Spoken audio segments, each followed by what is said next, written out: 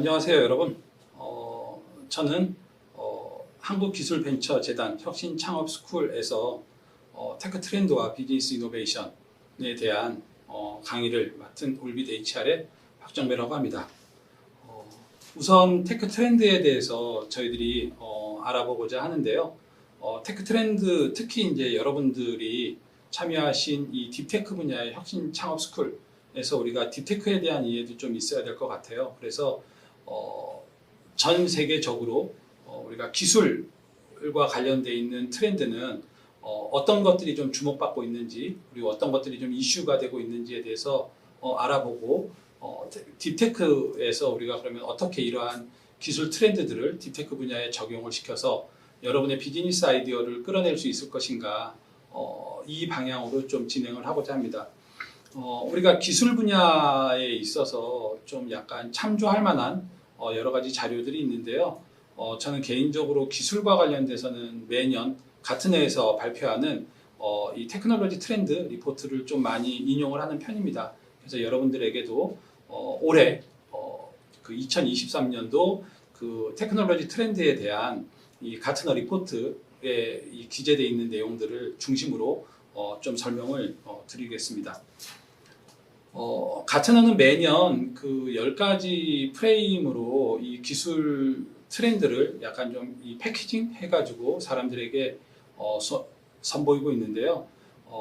여기서 이제 우리가 이 가장 전략적인 테크놀로지 트렌드라고 하는 것들을 올해는 이렇게 10가지를 전체적인 하나의 프레임 안에 각각 3개의 카테고리, 그리고 3개의 카테고리 안에서 각각 또 3개의 어떤 기술 트렌드, 이렇게 좀 분류를 해서 올해는 발표를 했습니다. 그래서 가장 기본적인 우리 기술의 어떤 방향성, 아니면은 그 기술을 비즈니스에 적용시키는 데 있어서의 기본적인 방향성을 지속 가능한 기술이라고 좀 올해는 좀 표명을 했어요.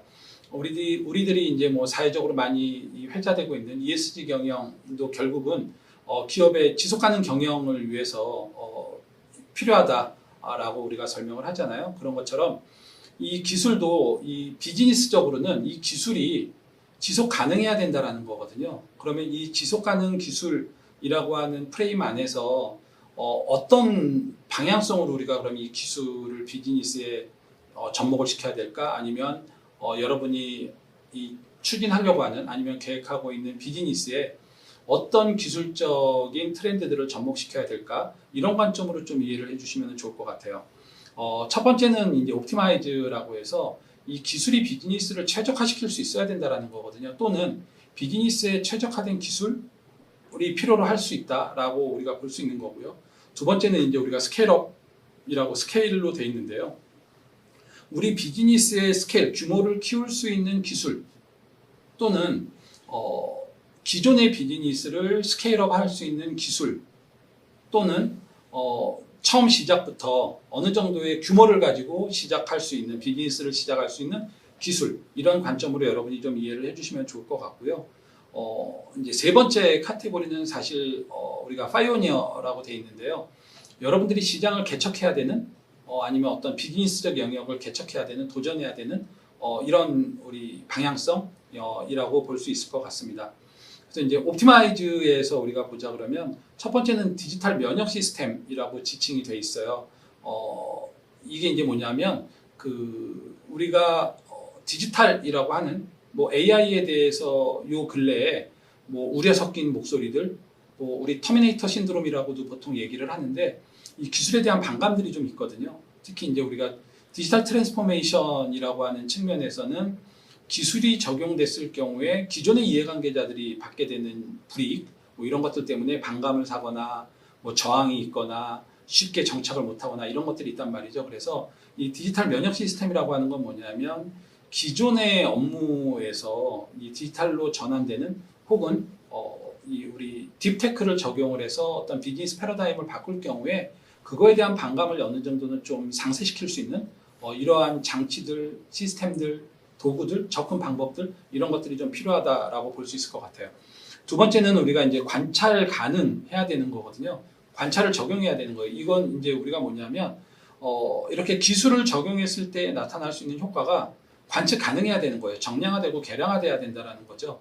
그래야 사람들이 거기에 공감을 할 테고 납득을 할 테고 그걸 수용을 해서 그 비즈니스가 그러한 기술을 기반으로 해서 성장을 할 수 있을 테니까요. 그 다음에 이 AI 트리즘 같은 경우에는 이게 좀 약어긴 한데요. AI에 대해서 우리가 갖고 있는 뭐 신뢰라든지 리스크라든지 이런 것들을 어떻게 우리가 매니지먼트 할 것이냐 이런 관점으로 보시면 좋을 것 같아요.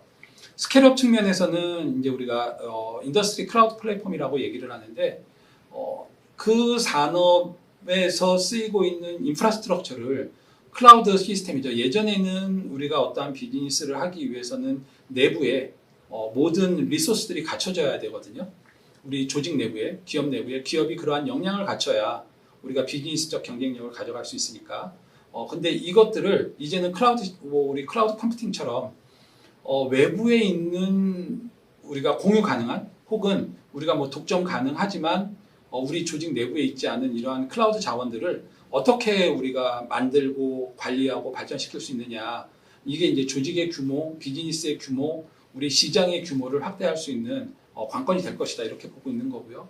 결국은 이러한 인더스트리 클라우드 플랫폼은 플랫폼 엔지니어링으로 이어질 거라는 거죠. 이러한 클라우드 플랫폼을 적절하게 활용을 하려면 이러한 플랫폼 엔지니어링이 여기에 엎어져야지, 더 씌워져야지 이 맞물려서 우리의 비즈니스의 규모를 기하급수적으로 확대시킬 수 있는 그러한 자양분이 될 거라고 보고 있는 거예요. 그러기 위해서는 이러한 이 기업 가치 또는 고객 가치, 상품 가치들을 실현시키는 게 우리가 뭐 유선 연결, 무선 연결, 그러니까 우리 이 꼭 짜여진 아니면은 폐쇄적인 아니면 닫혀진 이러한 이 비즈니스 네트워크가 아니라 조금 더 개방된 비즈니스 네트워크, 개방된 시스템 네트워크, 개방된 솔루션들 이런 것들을 적절하게 활용을 해야 우리 스케일업이 이루어질 수 있을 거다 이렇게 이제 보고 있는 거고요. 이거는 약간 뭐 우리 딥테크 분야에서도 IT 쪽에 약간 좀 더 관여가 많이 돼 있는 기술 트렌드일 것 같은데요. 슈퍼 앱이라고 하는 거는 사실 모든 앱들 위에 있는 앱을 말하는 거거든요. 예를 들자면 우리나라에서 많은 사람들이 쓰고 있는 카카오톡이 슈퍼 앱이 되겠죠. 카카오톡이라고 하는 하나의 앱 안에 그 하부의 여러 가지 앱들이 각각의 세분화되어 있어서 고객들에게 그러한 어떤 기능을 제공할 수도 있는 거고요. 또는 카카오톡이라고 하는 우리가 이 생태계에 내 비즈니스를 종속시킴으로 인해서 내가 어떤 비즈니스적 기회를 엿보는 이런 일들도 많이 있잖아요. 그래서 이 슈퍼앱이라고 하는 거는 사실 기존에 사람들이 쓰고 있는 여러 가지 앱들이 있을 거예요. 이 앱들이라고 하는 거는 굳이 우리 스마트폰의 앱들도 있겠지만 우리 생활 속에서 쓰고 있는 수많은 애플리케이션들이 있거든요. 여러분이 데스크탑 기반 아니면 생활 속에서 오프라인에서 쓰고 있는 어플리케이션들도 있을 거란 말이죠. 이런 모든 것들 어떤 사람이 어떠한 비즈니스를 하건 아니면 어떤 사람이 어떠한 라이프 스타일을 살건 그들이 무언가를 하기 위해서 다른 무엇보다 가장 상위에 두고 사용하는 어플리케이션, 수단, 툴 이건 뭐냐는 거죠. 이걸 여러분이 딥테크로 구현을 해낼 수 있다면 여러분은 시장에서 게임 체인저 역할이 되는 비즈니스를 창조해 내실 수 있을 거라고 보여져요. 그 다음에 이제 어댑티브 AI라고 하는 건 뭐냐면 이 AI가 결국은 생활에 적용이 돼야 되는 거거든요. 우리가 하는 일, 또 우리가 이 살아가는 생활 여기에 적용이 돼야 의미가 있는 거지. 사실 알파고가 바둑으로 사람을 이 세상 전 세계에 있는 모든 사람보다 바둑을 다 잘도라고 하는 거하고 우리 생활, 우리 직업, 우리가 하고 있는 일과 무슨 상관이 있겠냐는 거죠.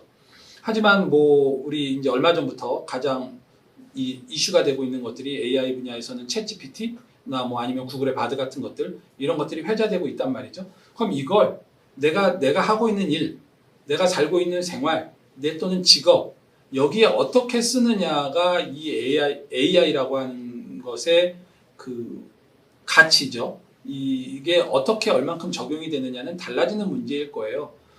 신기해. 그러니까 한번 써봤어. 이건 사실 우리가 이 AI가 비즈니스적으로 가치를 갖는다라고 보기는 어려울 거예요. 비즈니스적으로 가치를 갖기 위해서는 누군가가 그 기술에 의해서 그 기술 자체로도 될 수 있고요. 또는 그 기술로 만들어진 솔루션에, 제품에, 서비스에 비용을 지불할 때 비즈니스적으로 가치가 있는 거거든요. 여러분이 실험실이나 아니면 연구소나 아니면 여러분이 개인적으로 특허를 갖고 있어서 어떠한 기술이 있어요. 그 딥테크 기술이 비즈니스적 효용 가치를 창출해내느냐? 이건 아닌 거거든요. 결국은 그 기술이 사람들이 쓸 수 있는 형태로 제공이 돼서 사람들이 비용을 지불할 때 비즈니스적 효용 가치가 발생한다는 거죠. 결국 AI 기술이 됐던 아니면 로봇 기술이 됐던 아니면 우주 항공 기술이 됐던 어떤 기술이건 간에 그게 누군가는 비용을 지불할 만한 형태가 되었을 때 비즈니스적 가치를 갖는다라고 생각을 하시면 좋을 것 같아요. 그리고 이제 마지막으로 메타버스가 있는데요. 며칠 전에 구글에서도 우리 혼합 현실, 우리가 XR이라고 보통 얘기를 하는데 이 혼합 현실 이 장치를 내놨잖아요. 결국은 그게 우리 실생활에 적용이 되지는 않을 거예요. 메타버스와 연결이 돼서 그 안에서 우리가 어떤 실제 생활에서 하던 것들을 그대로 옮겨 놓는다든지 아니면 실제 생활에서 할 수 없는 것들을 더 증강시켜서 한다든지 이런 형태로서 비즈니스적으로 나타날 수 있겠죠. 그리고 그 수단이 되겠죠. 하드웨어로서. 이러한 하드웨어나 소프트웨어 자체만으로서 비즈니스의 가치를 갖는다? 여기에 컨텐츠가 얹혀져야 되겠죠. 이런 것들이 복합적으로 이루어져야 된다는 거죠. 그래서 메타버스라고 하는 거는 결국 이 메타버스라고 하는 생태계 안에서 우리가 고객에게 무엇을 전달해야 될까? 이게 굉장히 중요한 측면의 가치가 될 수 있을 거라고 보여집니다. 전체적인 우리 이 기술 트렌드에 대한 프레임워크를 봤다면 이러한 기술 트렌드들이 여러분이 비즈니스에서 생각하는 관점에 따라서 아니면 여러분이 준비하는 비즈니스의 주요한 특질에 따라서 어떤 기술이 먼저 고민되어야 될 것인가. 이게 이제 여기에 나와 있는 우리 기술 로드맵으로 우리가 해석을 할 수 있는데요. 여러분이 만약에 우리 두 번째 줄에 있는 어떤 데이터로 밸류를 맥시마이즈하는, 그러니까 데이터로 가치를 극대화시키는 비즈니스를 할 거야. 그러니까 우리가 일반적으로 어떤 빅데이터를 기반으로 해가지고 어떠한 비즈니스를 만든다라고 하는 경우가 해당이 되겠네요. 이 경우에는 이 우리 10가지 기술 로드맵 중에 사실 전체 프레임을 싸고 있는 우리 지속 가능한 기술보다는 AI 트리즘, 이러한 기술에 대해서 사람들이 느끼는 어떻게 보면 우리 디지털 인문하고도 좀 연결이 될 수 있을 것 같은데요. 그런 것들이 먼저 좀 장치가 고안이 돼야 될 거고요. 두 번째로는 이러한 데이터를 사람들이 어떻게 쓸 수 있느냐. 이 데이터에 접근하기 위해서, 이 데이터를 사용하기 위해서 우리가 특정한 장소에서 특정한 단말기로 특정한 동작을 수행해야만 이 데이터를 쓸 수 있어. 이건 비즈니스적 가치가 굉장히 떨어질 거예요. 사람들이 들고 다니는 스마트폰이죠. 이러한 핸드헬드 디바이스를 가지고 누구나 다 언제 어디서나 구애받지 않고 데이터에 접근할 수 있는 서비스를 만들 수 있다.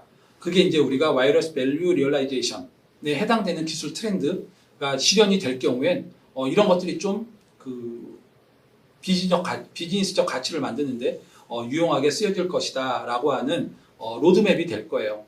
그래서 여러분이 지금 제가 설명드리는 이 가트너의 테크 트렌드에 대한 자료를 보시려면 가트너 홈페이지에 들어가면 이 테크 트렌드를 다운로드 받으실 수 있거든요. 물론 영어 원문으로 되어 있어서 조금 해석이 필요하긴 하지만 제가 강의에서 설명드리는 내용을 토대로 해가지고 아주 세부적인 데이터들 나와 있는 자료들은 그러한 리포트를 한번 공부를 해보시면 좋을 것 같습니다. 그러면 이러한 기술 트렌드들 중에 우리가 첫 번째 카테고리 옵티마이즈에 대한 것들, 디지털 이문 시스템, 그리고 관측 가능성을 적용하는 것들, 그리고 AI 트리즘, 트러스트 리스크 앤 시큐리티 매니지먼트의 약자거든요. 요 세 가지에 대해서 우리가 좀 하나씩 알아보고 지나가도록 하겠습니다. 첫 번째로 디지털 이문 시스템인데요.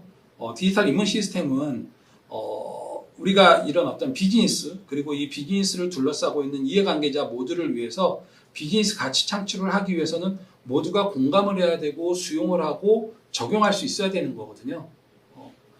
우리가 만약에 어떠한 업무를 IT 기술로 자동화를 시킨다던가 아니면 어떠한 특정한 제조 현장에서의 업무를 로봇을 이용해서 어떤 생산성을 향상시키기 위한 이러한 개선을 한다든가 할 때 우리가 일반적으로 생각을 할 때 가장 많이 생각되는 거는 그럼 일자리는 사람들은 이런 걱정들을 우리가 많이 하잖아요.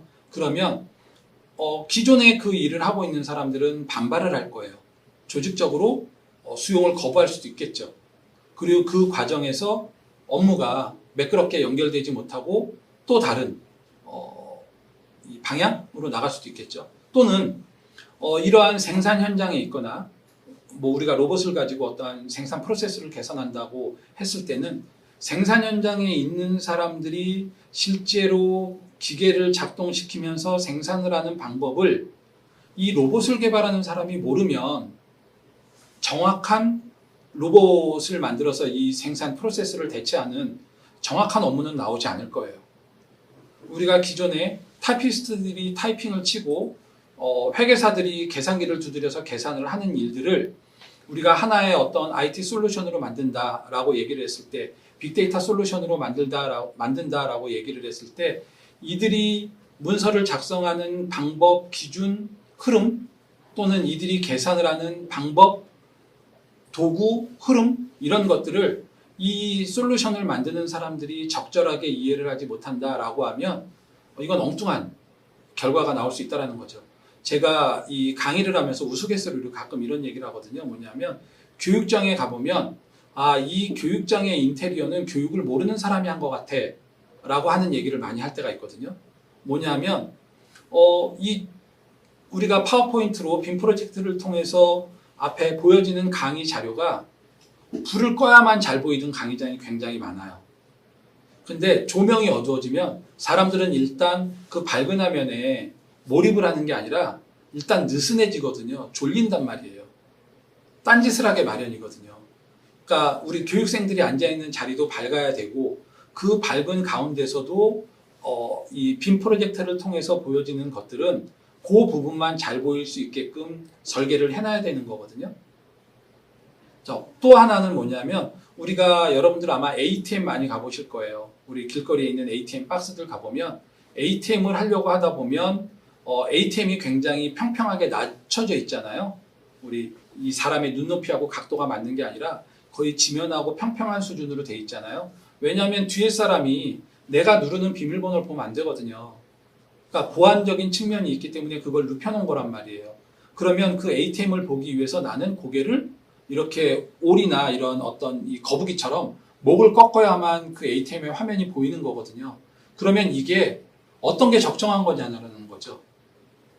그래서 이 디지털 인문에는 디지털에 대한 아니면 기술에 대한 거부감을 해결하는 것도 있지만 이러한 솔루션을, 딥테크를 가지고 여러분이 어떠한 비즈니스 솔루션을 만들어낼 때는 그 딥테크 기술이 해결하고자 하는 기존의 일들, 기존의 업무들, 기존의 생활들에 대한 이해를 가져야 된다는 거예요. 그 기술로 비즈니스를 구현해내는 사람들이. 그래야 이게 면역체계 저항 없이 우리가 스무스하게 파고들 수 있는 거거든요. 많은 엔지니어들이, 사이언티스트들이 사실 이런 점을 많이 묵과하거든요. 이건 기술이 모든 걸 해결해 줄 수 있다라고 하는 거는 정말 우리 공상과학적 마인드잖아요. 어쨌든 그걸 사람들이 쉽게 써야 비즈니스적으로는 빠른 성과를 낼 수 있는 거거든요. 그런 측면에서 여러분들이 이걸 한번 좀 고민을 해주셨으면 좋겠고요. 이러한 디지털 인문 시스템을 우리가 비즈니스에 적용시키기 위해서 필요한 행동들, 이런 것들이 이제 화면에 쭉 나와 있습니다. 여기에는 뭐냐면 가장 중요한 게 협업 문화를 조성하는 거거든요. 이러한 어떤 작업 환경, 이러한 작업 방법, 이러한 그 작업 프로세스에 대해서 이해관계자 전부가 참여하는 사람 모두가 이해하고 협업하지 않으면 이 프로젝트는 빨리 수행되긴 어려울 거예요. 특히 딥테크 같은 경우에는 우리가 아주 높은 수준의 아니면 아주 높은 관여도를 가지고 있는 기술적 용어들 아니면 기술적 이해도 이런 것들이 필요할 거란 말이죠. 그렇기 때문에 그거에 대해서 정확하게 이해를 하고 학습되어 있지 않는 상태에서 프로젝트가 진행이 된다면 이 프로젝트는 중간중간 아마 여러분이 모르는 수많은 백도어들을 남기고 진행이 될 거라고 생각이 들어요. 그래서 이제 우리가 이거에 대한 케이스로 이 가트너에서는 아메리칸 에어라인을 들었어요. 이게 이제 뭐냐면 우리나라는 이미 오래전부터 하고 있지만 사실 그 우리 승무원들이 비행기를 탑승을 할 때 탑승객들을 확인하는 게 아주 전통적인 방법은 뭐냐면 프린트돼 있는 이 승객 명단을 일일이 다 대조하면서 확인하는 거였거든요. 티켓이랑. 우리나라는 지금 뭐 QR코드로 대체가 돼 있기도 하고 탑승권에 나와 있는 코드 이런 것들을 인식해서 바로바로 인식이 되지만 그들이 보고 있는 화면에는 이 리스트가 쭉 지나가고 있거든요. 이러한 디지털. 근데 외국에 가보면 아직도 많은 항공사들은 그 프린트된 탑승객 명단하고 탑승권을 일일이 확인하는 작업들을 한단 말이에요. 그러면 예전에 우리가 이 비행기로 이동을 하는 사람들이 많지 않았을 때는 그게 더 확실하고 안전한 방법이었겠죠.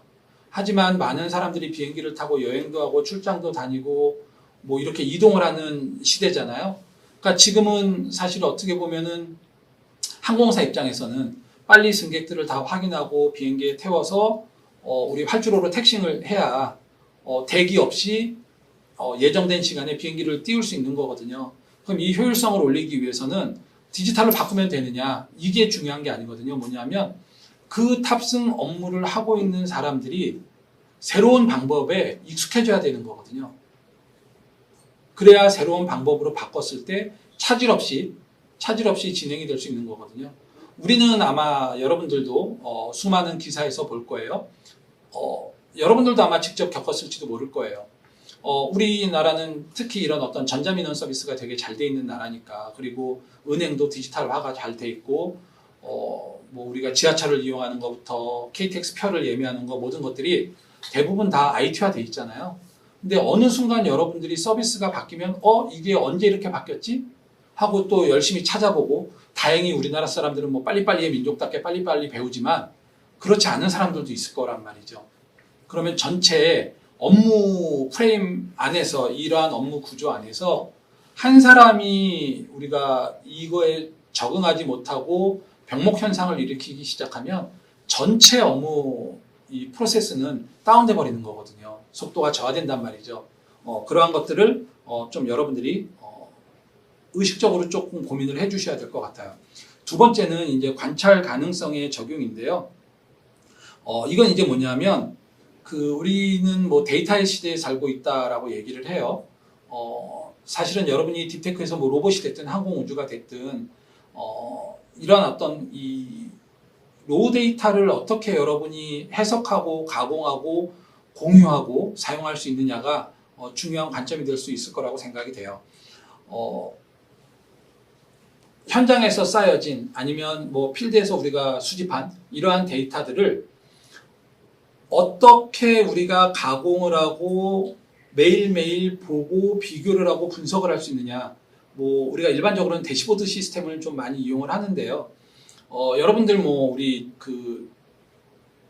주식 하시는 분들은 매일매일 데이 트레이딩 앱에서 보면서 이 주식을 분석하시는 분들도 있을 거예요. 하지만 뭐 이제 우리가 뭐 업종당 평균이라든지 아니면은 뭐 며칠간의 어떤 뭐 그래프의 변동이라든지 이런 것들을 왜 우리 다 이 그래프의 형태 아니면은 어떤 뭐 색깔로 구분해 주기도 하잖아요. 이런 모든 것들을 우리가 대시보드라고 얘기를 하는데, 사실 우리가 주식에서 시황이 변하는 거를 그들은 다른 색깔 아니면은 뭐 빨간색 화살표와 파란색 화살표 뭐 올라가는지 내려가는지 이러한 여러 가지 인터페이스를 사용해서 우리한테 직관적으로 보여주잖아요.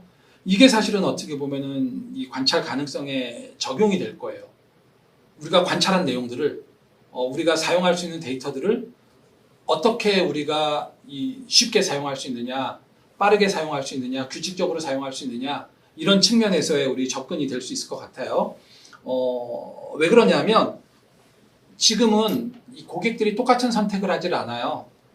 서로 다른 라이프 스타일, 서로 다른 생활 수준, 서로 뭐 지역이 뭐 다른 거는 큰 의미가 없을 수도 있겠지만 우리가 아파트에 거주하느냐 단독주택에 거주하느냐에 따라서도 달라질 수도 있고요.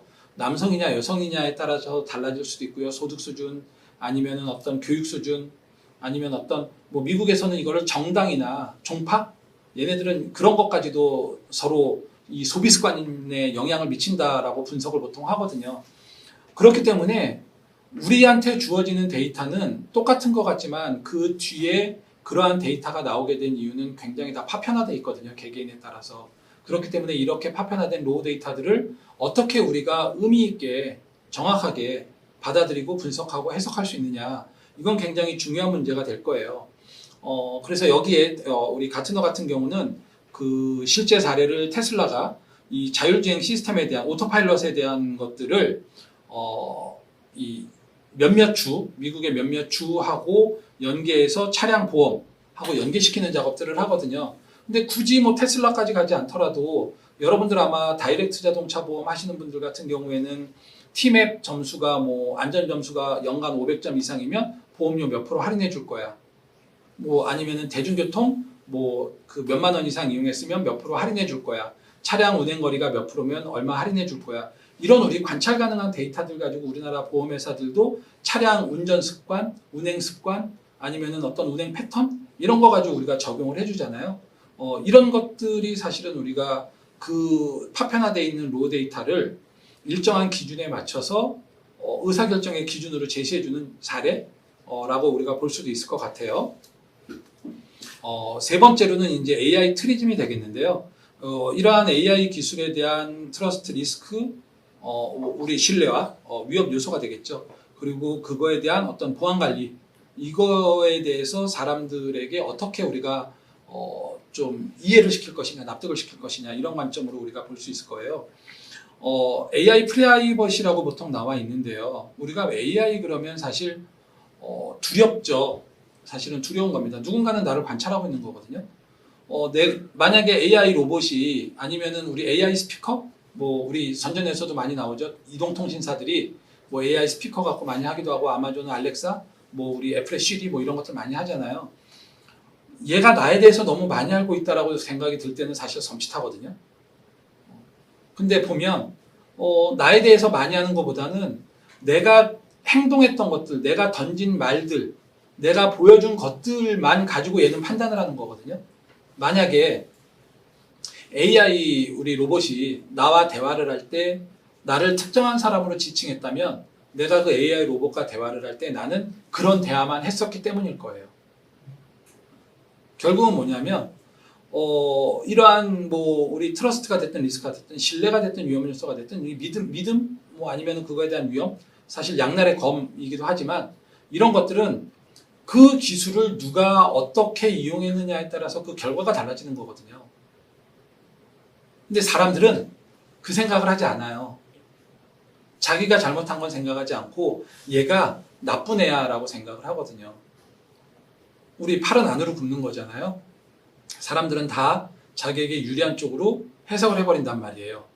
그렇기 때문에 이러한 AI 프라이버시에 있어서 우리가 제일 중요한 건 뭐냐면 보통 우리가 이제 그 디자인 싱킹에서도 많이 다루는 얘기이기도 한데 uncertainly faint이라고 보통 얘기를 해요. 막연한 불안들. 이유는 잘 몰라요. 근데 내가 막연하게 쟤는 싫어, 쟤는 무서워, 쟤는 약간 지저분해 보여, 쟤는 멋있어 보여, 쟤는 잘생겨 보여, 이런 이유 없고 근거 없는 기준들이 사람들한테는 있어요. 그러면 이 이유 없고 근거 없는 것이 어떤 원인 때문인지 어떤 조건 때문에 생긴 건지를 우리가 알고 사람들을 설득할 필요가 있는 거거든요. 그러면 AI에 대해서 사람들이 왜 어떤 부분 때문에 거부감을 갖고 있는지, 무서워하는지, AI라고 하면은 어떤 인식들을 갖고 있는지, 기본적인 인식들을 거꾸로 우리가 로봇 그러면 로봇에 대한 환상도 있고 로봇에 대한 두려움도 있단 말이죠. 그죠? 우리가 로봇에 대한 환상은 아마 아톰일 거예요. 그리고 로봇에 대한 두려움은 아마 뭐 우리 거대 로봇이 되겠죠. 뭐 마징가 아니면 뭐 이런 것들. 아니면은 로봇에 대한 가장 큰 두려움은 우리 터미네이터에 나오는 로봇들이 될 수도 있겠네요. 그렇죠? 사람들이 기술에 대해서 두려움을 가지게 된 건 사실 그렇게 얼마 되지 않았어요. 여러분이 터미네이터 영화를 처음 봤을 때 기술에 대한 두려움을 가지셨나요? 아마 안 가지셨을 거예요. 근데 요즘 들어서 다시 이 터미네이터 시리즈가 다시 영화로 만들어지는 이유는 뭐냐면 예전에는 그게 막연한 공상과학의 영역이었다면 지금은 그게 어느 정도 실생활의 영역으로 들어온 거거든요. 그러니까 두려움을 느끼기 시작하는 거거든요. 그러면 우리가 AI가 됐든 여러분이 추구하려는, 여러분이 비즈니스를 만들려는 딥테크 분야에서는 어떤 기술로 어떤 비즈니스를 만들려고 하는지 모르겠지만 로봇이 됐든 AI가 됐든 항공우주산업이 됐든 아니면 뭐 바이오테크가 됐든 여러분들이 그러한 산업 영역에 대해서 여러분의 고객이 될 사람들이 갖고 있는 막연한 두려움, 막연한 공포의 근거는 무엇인지 이거를 좀 이해를 하고 대처를 하시는 게 필요할 것 같아요. 뭐 이런 사례들이 좀 있습니다. 그래서 이러한 그 신뢰, 이건 사실 뭐 기술을 기업에 적용시키는 측면에서는 이 기술에 대해서 조직 내부의 이해관계자들, 조직원들이 이해를 하는 게 필요하겠습니다만 여러분들이 만약에 이 비즈니스를 우리 어떤 B2C 고객 또는 B2B 고객에게 할 거라면 그 고객들의 대상에 맞게끔 적용시킬 수 있는 그 신뢰를 심어줄 수 있는 그리고 그러한 기술에 대한 사람들의 신뢰와 관련되어 있는 보안 관리를 어떻게 할 것이냐 이런 측면에서 고민을 좀 해주시면 좋을 것 같습니다.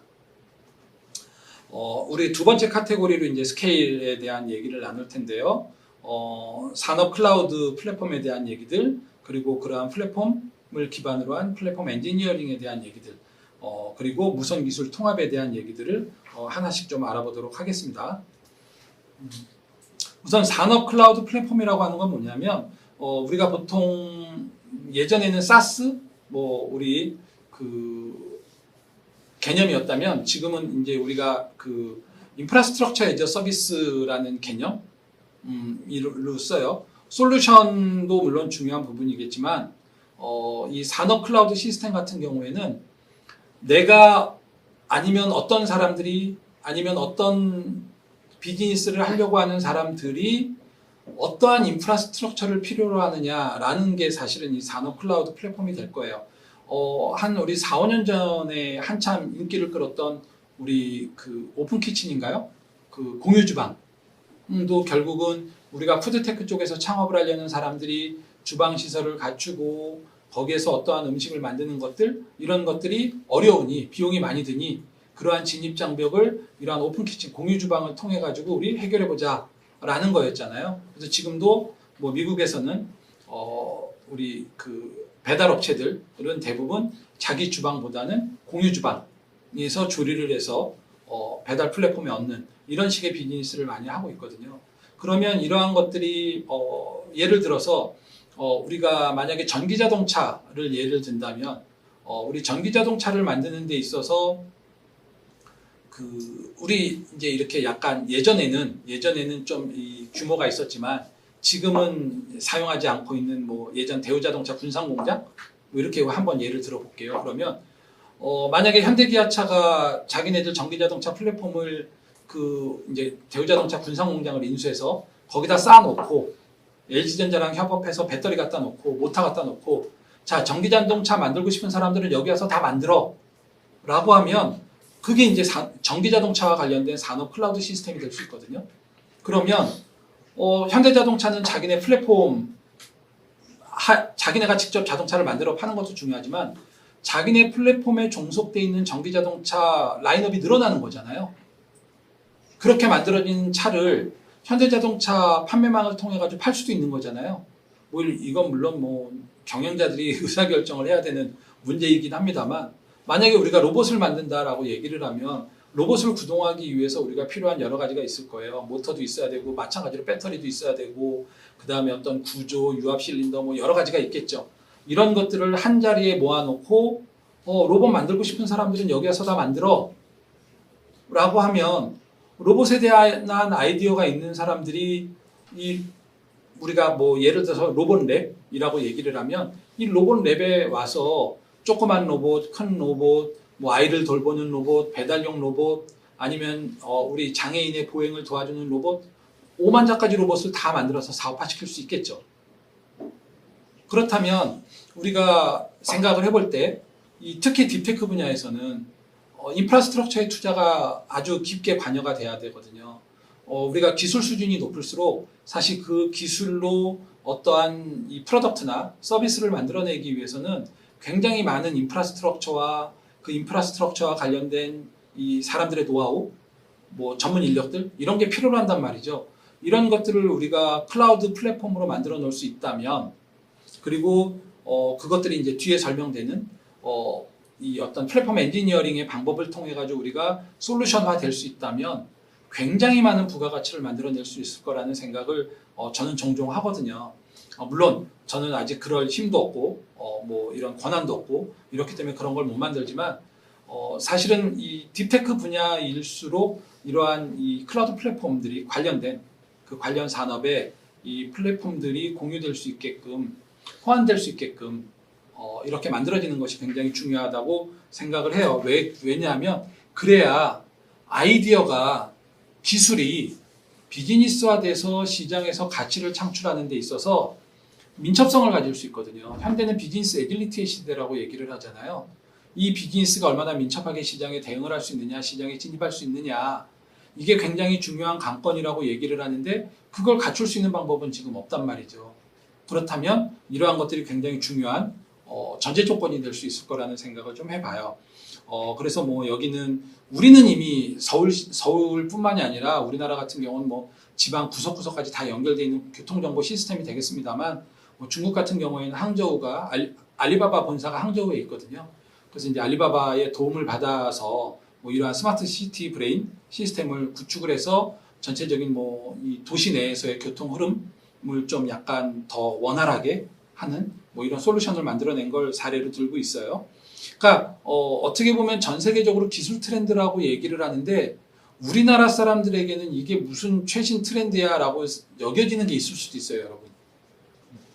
우리가 그만큼 약간 발빠르게 정말 살아남기 위해서 기업들이 무한 경쟁을 하다 보니까 정말 오만 잡가지 서비스들이, 솔루션들이 앞다퉈가지고 시장에 나오고 있고 우리는 그 혜택을 누리고 있는 거잖아요. 근데 한 발만 밖으로 나가보면 일본, 중국, 미국, 유럽만 해도 이게 정말 공상과학 같은 얘기들이 많이 있거든요. 그렇다면 여러분들이 이러한 딥테크를 가지고 우리나라에서 창업을 할 거냐? 뭐 우리나라에서 창업을 해서 목표 시장을 미국이나 유럽이나 아니면 일본이나 아니면은 뭐 우리 이 제3세계 또 아니면 개발도상국가들 이런 데로 둘 수도 있는 거죠. 우리에게는 고관여 기술일 수 있지만 그들에게는 딥테크일 수도 있는 거거든요. 그래서 이러한 것들을 우리가 플랫폼 엔지니어링으로 옮기기 위해서는 기본적으로 이런 어떤 이 비즈니스를 구조화시키고 빨리 시장에 런칭시킬 수 있는 이러한 그 어떤 프로세스 세트라고 보통 얘네들은 지칭을 하는데, 에자일에서는 이걸 이제 우리 비즈니스 프레임워크이라고 보통 얘기를 하거든요. 이 비즈니스 프레임워크를 어떻게 갖추느냐. 그러니까 결국은 이 비즈니스 프레임워크이라고 하는 거는 스트럭처와 프로세스의 문제거든요. 어떠한 비즈니스를 어떻게 스트럭처, 구조화시키느냐. 뭐 우리 조직의 구성, 오거나이제이션의 문제도 있을 수 있고요. 아니면 비즈니스 네트워크를 구축하는 게 될 수도 있고요. 뭐 아니면 생산 구조를 만드는 게 될 수도 있겠죠.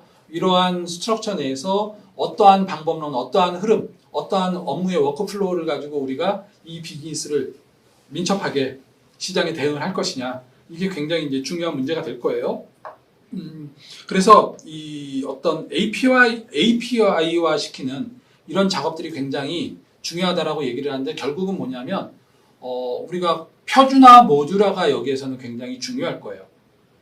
여러분들이 요새 LG전자나 삼성전자를 보시면 굉장히 희한한 제품들이 툭툭툭툭 튀어나오는 걸 보실 거예요. 이것들이 대부분 뭐냐면 모든 생산 공정에 들어가는 부품이라든지 아니면 어떤 그걸 만드는 방법이라든지 조립하는 방법 아니면은 조립하는 규격 이런 것들을 전부 표준화 모듈화 시켜놨거든요. 그러니까 그 부품들을 이용을 해서 새로운 제품을 만들기가 훨씬 쉬운 거예요. 규격이 표준화되어 있으니까, 성능도 표준화되어 있으니까, 얘와 얘를 이용을 하면 얘를 가지고 뭐를 만들면 어떤 효과가 나올 거야, 얼만큼의 성능이 나올 거야, 이건 이미 레퍼런스가 다 나와 있는 거란 말이죠. 이렇게 우리가 구조화, 모듈화 시키는, API화 시키는 작업들을 하면 훨씬 이 비즈니스 애질리티를 추구하기는 쉬워질 거라는 얘기가 돼요. 그 다음에 이제 어떤 그 무성가치 실현이라고 얘기를 하는데, IT에서는 사실 어떻게 보면은 우리 통신망, 무선 통신망을 어떻게 구축하느냐. 우리 IoT 서비스 같은 경우에는 이게 굉장히 중요한 문제가 될 거예요. 각각 하나하나의 센서와 그 센서들을 판독하는 우리 검출기들이 되겠죠. 뭐 그게 스마트폰이 될 수도 있고요. 우리의 웨어러블 디바이스가 될 수도 있고요. 그러면 이 센서와 이러한 단말기들 간에 디바이스 간에 프로토콜이 어떤 신호를 어떠한 규격으로 어떻게 받아서 어떤 기준으로 처리했을 때 우리한테 의미 있는 시각적으로 보여줄 수 있는 데이터의 형태 아니면 솔루션의 형태, 서비스 형태로 나타나느냐. 이게 사실은 IoT 서비스에서 굉장히 중요한 의미라면 이게 로봇으로 옮겨졌을 때는, 바이오로 옮겨졌을 때는 이러한 업무의 흐름에 있어서의 그러한 연결성들이 어떻게 되느냐. 이걸 같은 맥락에서 한번 고민을 해보시면 좋을 것 같아요. 뭐 여기 이 가트너의 사례에서는 지멘스의 어떤 지게차 의 예를 들고 있는데 사실 우리나라에서 지게차를 만드는 회사 같은 경우에는 이러한 기술들이 이미 다 적용이 돼 있었던 거거든요. 사고를 당한 사람이 사실은 어떻게 보면 그 사고를 막는 방법을 가장 빨리 적용을 시키겠죠. 그런 측면에서는 조금 우리나라 업체들이 앞서 있는 측면들이 없지 않아 있어요. 그러면 마찬가지로 이러한 무선 기술을 이용을 해서 여러분이 만들려는 로봇, 여러분이 만들려는 자율주행, 여러분이 만들려는 바이오테크에서는 어떠한 것들을 적용시킬 수 있을까? 어떻게 아이데이션을 할 수 있을까? 이걸 한번 좀 고민을 해주시면 도움이 될 것 같아요. 이제 세 번째 카테고리를 우리가 파이오니어라고 보겠는데요. 슈퍼앱과 적용 가능한 AI, 그 다음에 메타버스에 대해서 설명을 드리도록 할게요. 슈퍼앱은 아까 말씀드린 것처럼 앱 위에 앱이거든요. 앱을 통합하는 앱이거든요. 그럼 여기서 가장 중요한 건 뭐냐면 결국 유저 인터페이스의 통합이거든요. 똑같은 인터페이스를 가져야 사람들이 직관적으로 쓸 수 있는 거거든요. 그러니까 우리 마이크로소프트가 윈도우 운영체계를 사실 어떻게 보면 오피스와 비슷한 형태의 인터페이스를 지금 통합하는 작업들이 꾸준히 이루어져 왔잖아요. 그래서 지금 오피스와 윈도우는 뭐 거의 직관적으로 사용 방법을 따로 학습하지 않아도 쓸 수 있을 뭐 이런 것들. 그래야 윈도우가 이 오피스용으로 우리가 사무용으로 이런 어떤 데스크탑을 쓰는 사람들에 있어서의 슈퍼앱이 될 수 있는 거거든요. 그렇게 여러분들이 좀 보시면 좋을 것 같고요. 여기에는 이제 뭐 영국의 핀테크 앱이 나와 있는데요. 우리나라에서의 사실 어떤 파이낸셜 쪽에서의 슈퍼앱은 여러분들 뭐 토스가 되겠네요. 아마 연령대에 따라서 좀 차이는 있겠지만 제가 대학에서 강의를 해보면 학생들의 한 80% 정도는 약간 토스를 가장 우선으로 하는 금융 앱인 것 같아요. 그렇다면 이건 슈퍼앱이 된 거거든요. 전체 사용자의 절반 이상이 동일한 앱을 동일한 목적으로 쓰고 있다라고 하면 우리가 슈퍼앱으로 봐도 무방하죠, 사실은. 네. 그 다음에 이제 우리 적용 가능한 AI, 아까 말씀드린 것처럼 실제로 우리가 우리가 하고 있는 일, 우리가 어떤 살고 있는 생활, 우리가 하려고 하는 것들에 대해서 실제적으로 적용이 되고 체감이 돼야 사실 이게 이러한 기술로 나에게 이러한 편익을 주는구나 라는 걸 우리가 직관적으로 느낄 수 있는 거잖아요. 물론 사람들은 기술에 대한 관심은 별로 없어요. 세상 모든 사람들이 엔지니어는 아니잖아요. 그죠? 엔지니어링이나 사이언스에 대해서 아마 아무것도 모르고 쓰는 사람들이 99%일 거예요. 기능을 따지고 그 안에 있는 성능을 따지고 부품 간의 역할, 뭐 부품 간의 관계 이런 것까지 다 따지면서 전자제품을 사고 핸드폰을 사고 뭐 가방을 사고 자동차를 고르고 이런 사람들이 몇이나 있겠어요. 그죠? 그런 것처럼 우리 적용 가능한 AI에서는 사실 어떻게 보면 우리가 여기에는 측정 가능한 비즈니스 지표를 통합하라고 되어 있는데요. 이러한 기술을 가지고 이루려고 하는 목표가 무엇인지가 사실은 제일 중요한 거거든요. 그래서 뭘 하려고 하는 건데, 이게 이제 우리 디자인 싱킹이나 뭐 린 스타트업, 뭐 에자일로 넘어오게 되면 커스터머 잡 투 비 던 이라고 우리가 보통 지칭을 하거든요. 고객은 네 솔루션을 가지고, 네 제품을 가지고, 네 서비스를 가지고 뭘 하려고 하는데, 네 솔루션을 사용하려고 하는데 이게 굉장히 중요한 관점이 될 수 있거든요. 여기에서 우리가 AI를 빼고 여러분이 로봇을 집어넣건 바이오테크를 집어넣건 에어로스페이스를 집어넣건 뭐든지 다 지금 현재 사람들이 하고 있는 일, 살고 있는 생활에서 적용 가능해야 그들을 설득하는데 조금 더 용이할 수 있다는 거죠. 메타버스는 아까 말씀드린 대로 메타버스 안에서 여러분이 메타버스가 중요한 게 아니라 메타버스 안에서 뭘 하려는 거냐는 거죠. 뭐 저도 강의 때문에 우리 뭐 게더타운이라든지 뭐 이런 메타버스 이 플랫폼에 가끔 들어가서 하는데 너무 어려워요. 너무 복잡해요. 차라리 줌으로 강의를 하면 될 걸 왜 이런 메타버스 프레임에 들어와 가지고 강의를 하라고 하는지 이해가 안 될 때가 더 많거든요. 볼 때는 되게 신기하고 재밌는 것 같지만 교육 효과는 떨어진단 말이죠. 그러면 메타버스 안에서 내가 만약에 교육을 할 거야 라고 얘기를 하면 메타버스에서 사람들이 교육에 몰입할 수 있게 만드는 장치, 하드웨어가 됐든 소프트웨어가 됐든 컨텐츠가 됐든 아니면 서비스 방법이 됐든 이게 더 중요할 수 있는 거거든요. 메타버스라고 하는 거는 결국 기술일 뿐인 거고 그 기술을 통해서 사람들에게 전달하고자 하는 효용 가치가 무엇이냐, 이게 사실은 사람들이 비용을 지불하는 게 이유가 될 거란 말이죠.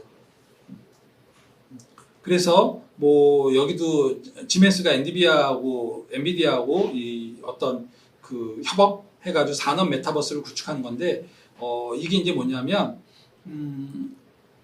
우리가 이 AR, VR을 이용을 해서 그 산업 현장에서 발생 가능한 여러 가지 문제가 있어요. 보통 우리가 산업 현장에서 HMI라고 얘기를 하거든요. 휴먼 머신 인터페이스라고 보통 얘기를 하는데 그냥 알기 쉽게 얘기하면 키오스크거든요. 우리 왜 산업 현장에 가보면 이렇게 왜 패널에서 조작하잖아요. 뭐 당장 여러분들이 아마 차를 우리 자동 세차 하는 데 가보면 차 크기에 따라서 이게 세단이냐 SUV냐 뽕뽕뽕 누르고 그 다음에 얘는 그냥 세척만 할 거야 아니면 광택도 할 거야 뽕뽕뽕 누르고 그러면 차가 지나가면서 세차되잖아요. 얘도 휴먼 머신 인터페이스거든요. 근데 중요한 건 뭐냐면 산업 현장에서 이런 거를 작동을 시킬 때 누르는 순간 이게 작동이 돼버리면 이 수많은 리스크에 작업자가 노출이 될 수 있거든요. 그러면 그걸 우리가 AR 뭐 고글이 될 수도 있어요. 이 안경에다가 AR 이 기능을 넣어서 어떠한 기계에서 어떠한 신호가 발생되면 내 앞에 어떠한 워닝 시그널이 보여지게 하는 것들, 이런 것들이 지금 굉장히 많이 연구가 되고 있거든요. 우리나라에서 이러한 어떤 산업 솔루션들을 갖고 있는 대기업들 또 그다음에 중견기업들도 지금 이 부분에 대해서 굉장히 많은 투자를 하고 솔루션들을 만들어내고 있어요. 뭐 우리나라 같은 경우는 이제 중대재해처벌법 이런 것들 때문에 이 관심도가 더 증폭된 부분도 없지 않아 있지만 이런 것들이 사실은 어떻게 보면은 메타버스가 아닌 것 같지만 메타버스인 뭐 이런 솔루션이 될 수 있다라는 거죠. 메타버스는 굳이 내 아바타가 가상의 공간에 가서 실제 사람처럼 뭘 하는 이게 메타버스는 아니라는 거예요. 이런 개념들의 차이, 이걸 여러분들이 조금 이해를 해주시면 좋을 것 같고요. 그랬을 때 이런 어떤 기업 측면에서의 지속 가능성, 그 다음에 기술 측면에서의 지속 가능성, 그 다음에 우리가 고객이나 또는 사회적인 지속 가능성, 이것들을 포함할 수 있는 IT적 측면. 그래서 결국은 뭐 우리 ESG 경영하고 좀 연결되는 걸 강조하고 있기는 한데요. IT 기술 또는 여러분의 딥테크 기술이 이러한 기업 측면, 기술 측면, 그리고 고객과 사회적 측면에서의 어떠한 효과, 어떠한 비전, 어떠한 목표를 제시할 수 있느냐, 이게 굉장히 중요한 여러분의 기술을 가지고 비즈니스를 하는 데 있어서 중요한 트렌드가 될 수 있을 것 같아요. 그래서 이런 것들을 여러분들이 좀 참조해 주시면 좋을 것 같고요. 올해 CES에서 나왔던 것들을 조금 정리를 해드리면, 첫 번째 이제 메타버스에서 중요한 건 버추얼라이제이션, 가상화라고 하는 부분과 감동, 우리가 이 감성적으로 동화될 수 있는 이런 요소들이 메타버스 비즈니스에서는 가장 중요한 거야 라는 이제 얘기를 했고요. 모빌리티에서는 결국 이 모빌리티 OS의 강자가 누가 될 것이냐, 이게 이제 굉장히 중요한 거거든요. 뭐냐면 애플이 차를 만들지 않아요. 하지만 그 차가 애플의 소프트웨어로 움직인다면 애플카가 되는 거거든요. 왜냐하면 그 차가 움직이는 모든 의사결정의 기준은 애플의 데이터베이스, 애플의 알고리즘에 종속이 돼버릴 테니까. 그러니까 LG가 마그넷을 인수해서 자동차 전장 부분 공격적으로 비즈니스를 하는 것도 아마 그러한 맥락으로 우리가 해석을 할 수 있을 것 같아요.